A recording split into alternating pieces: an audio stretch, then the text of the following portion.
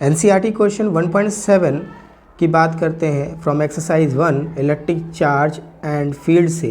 And electrostatic field line is continuous curve that is a field lines can not have sudden break, why not. तो अगर हम electric field lines की property की बात करें तो हमने पढ़ा है कि जो इलेक्ट्रिक फील्ड लाइंस होती हैं ये कंटिन्यूअस कर्व होती हैं, क्योंकि अगर हम इलेक्ट्रिक फील्ड लाइंस को ट्रेस करते हैं तो ये कंटिन्यूसली ट्रेस होती हैं, मतलब इनमें कोई सडन ब्रेक नहीं आता है। और अगर इस पर हम एक टेस्ट चार्ज को रखते हैं तो ये टेस्ट चार्ज इस फील्ड लाइन पर मूव करता है, और किसी पॉइंट पर अगर टेंजेंट ड्रॉ करें तो ये tangent direction of electric field को बताता है। यानी अगर किसी चार्ज को इलेक्ट्रिक फील्ड में रख रहे हैं तो यह कंटिन्यूअस फोर्स को एक्सपीरियंस करेगा, जो बताता है कि इलेक्ट्रिक फील्ड लाइंस एक कंटिन्यूअस कर्व बनाती हैं। तो electric field lines always continuous curve बनाती हैं क्योंकि इनमें कोई सडन ब्रेक नहीं होता है, और अगर हम चार्ज को रख रहे हैं तो वो चार्ज कंटिन्यूअस फोर्स को एक्सपीरियंस करेगा due to the electric field. और इस फोर्स को अगर निकालें तो F equal to Q into E. यहाँ पर Q चार्ज है जो प्लेस किया है हमने यहाँ पर अभी इलेक्ट्रिक फील्ड में, F force experience by the test charge, और E इलेक्ट्रिक फील्ड है। सेकेंड पॉइंट की बात करें, explain why two field lines never cross each other at any point. तो इसका आंसर ये है कि सपोज कर लिया कि दो इलेक्ट्रिक फील्ड लाइंस हैं, electric field line A and electric field line B। ये दोनों इंटरसेक्ट कर रही हैं पॉइंट O पर। अगर ये दोनों इंटरसेक्ट कर रही हैं पॉइंट O पर तो मतलब इस पॉइंट पर अगर हम टेंजेंट ड्रॉ करें फॉर लाइन A तो ये टेंजेंट आपका इस तरह से जाएगा, और पॉइंट B पर तो ये टेंजेंट आपका इस तरह जाएगा। मतलब B फील्ड लाइन पर अगर हम टेंजेंट ड्रॉ करें तो ये इलेक्ट्रिक फील्ड का टेंजेंट जो होगा वो इधर चलेगा। मतलब एक ही पॉइंट पर दो टेंजेंट, और मैथ्स में पढ़ा हुआ है कि एक पॉइंट पर दो टेंजेंट पॉसिबल नहीं होंगे। अगर ऐसा होता है तो एक ही पॉइंट पर इलेक्ट्रिक फील्ड की दो डायरेक्शन पता लगेगी, जो पॉसिबल नहीं है, नॉट पॉसिबल। एक्सरसाइज 1 का 1.8 क्वेश्चन की बात करते हैं। तो 2 point charges QA 3 microcoulomb and QB -3 microcoulomb are located 20 centimetre apart in vacuum. Point A find करना है, what is the electric field at point O which is the mid point of the line AB join the two charges. तो suppose कि हमारे पास दो charge हैं QA and QB। QA पर जो charge है वो 3 माइक्रोकूलम और QB पर -3 माइक्रोकूलम का चार्ज है। एक पॉइंट हमने मान लिया O जो इसके मिड पर है, जिसकी डिस्टेंस अगर हम बात करें, ये पूरी डिस्टेंस आपकी हो गई R, ये पूरी distance R which is given 20 centimetre. तो O से एक चार्ज की डिस्टेंस जो होगी वो 10 सेंटीमीटर होगी,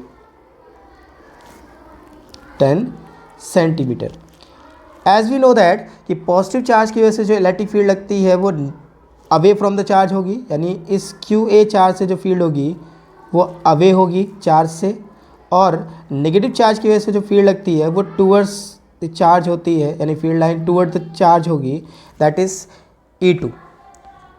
यानी E1 की डायरेक्शन की बात करें तो वो डायरेक्शन QA से O की तरफ, और QB चार्ज की वजह से बात करें तो टूवर्ड्स इट्स इलेक्ट्रिक फील्ड की डायरेक्शन दिखेगी।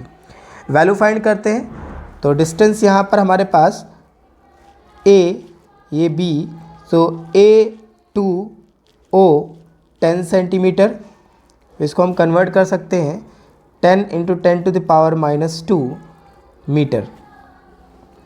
और सिमिलरली यही वैल्यू आपकी B to O की होगी, यानी डिस्टेंस की बात कर रहे हैं तो 10 centimetre which is 10 × 10⁻² metre. Value निकालते हैं E1 की। So we will find the magnitude only. तो E1 magnitude equal to magnitude of K Q/R²।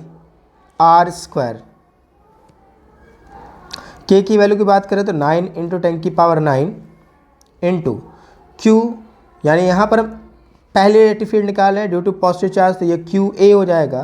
तो Q की वैल्यू है 3 × 10⁻³ -6 upon r 10 into 10 to the power -2 का whole square.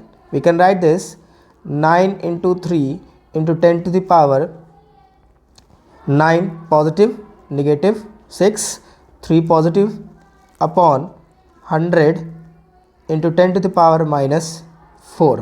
We can write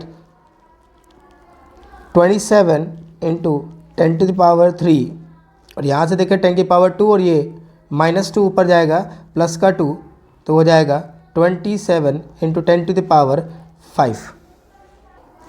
ये जो फील्ड निकाली है ये हमने निकाली है field due to QA charge at O. Let's find the electric field due to QB charge at point O. तो electric field E2 due to QB charge at O given by E2 magnitude equal to K QB upon R square.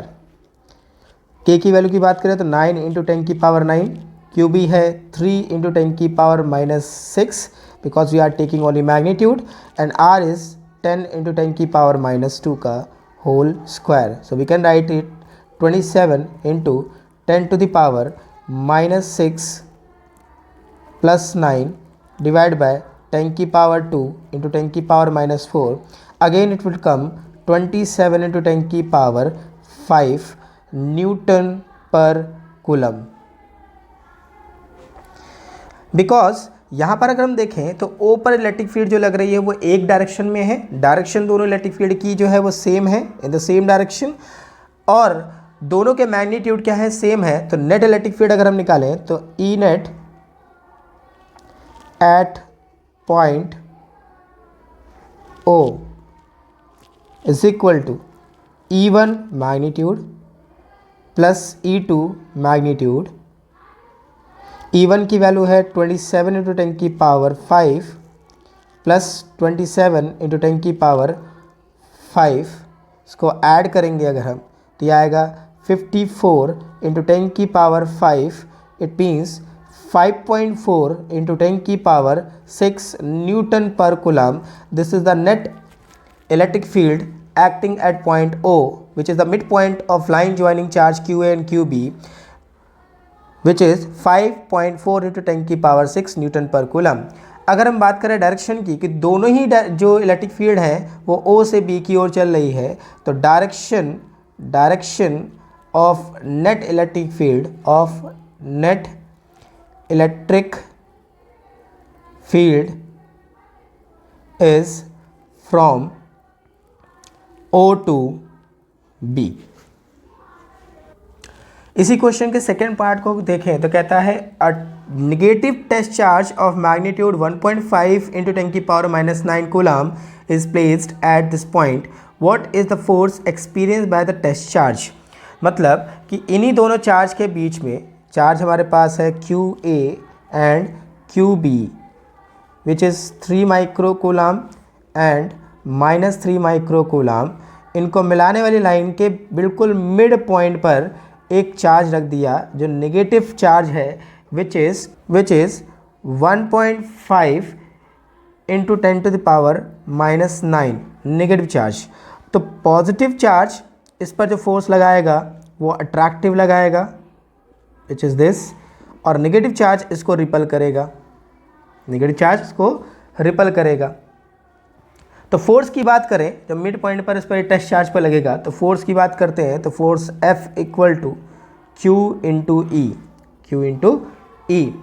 तो F charge हमारा जो है 1.5 into 10 की power -9 है और electric field जो यहाँ काम कर रही है वो ऑलरेडी हम लोग निकाल चुके हैं ऊपर अपने. तो वह है 5.4 इंटू 10 की पावर 6. अब इसको मल्टीप्लाई करते हैं यानी सॉल्व करते हैं सिंप्लीफाई करते हैं. सो वैल्यू आएगी 8.1 इंटू 10 की पावर -3 न्यूटन. डायरेक्शन की बात कर लें क्योंकि नेगेटिव चार्ज नेगेटिव को रिपल करेगा पॉजिटिव चार्ज नेगेटिव को अट्रैक्ट करेगा तो net direction from O to A होगी।